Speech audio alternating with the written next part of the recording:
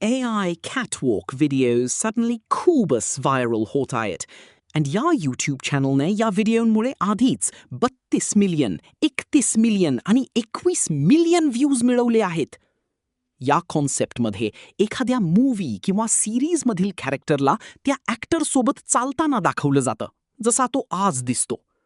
आणि या व्हिडिओमध्ये मी तुम्हाला स्टेप बाय स्टेप दाखवणार आहे की तुम्ही असे व्हिडिओ स्वतः कसे बनवू शकता. चला तर मग सुरू करूया.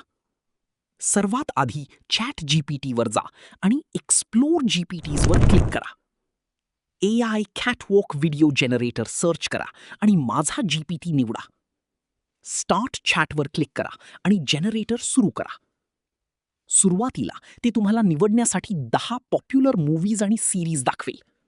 त्यापैकी एक निवडा किंवा तुमची स्वतःची आयडिया सांगा. मी इथे नंबर 8 ब्रेकिंग बॅड निवडत आहे. यानंतर ती तुम्हाला टॉप 10 मेन कास्ट मेंबर्स दाखवेल.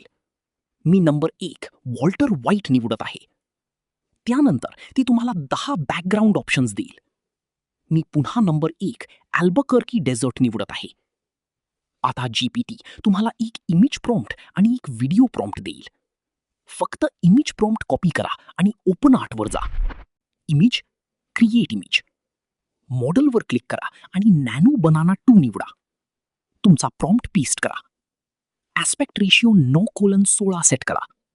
रेझोल्यूशन 2K ठेवा. तुम्हाला जितक्या इमेजेस हव्या आहेत त्या निवडा आणि जनरेटवर क्लिक करा. आणि या आहेत माझ्या इमेजेस. ही बघा, एका बाजूला प्राईममधला हायझनबर्ग आणि दुसऱ्या बाजूला आजचा ब्रायन क्रॅन्स्टन.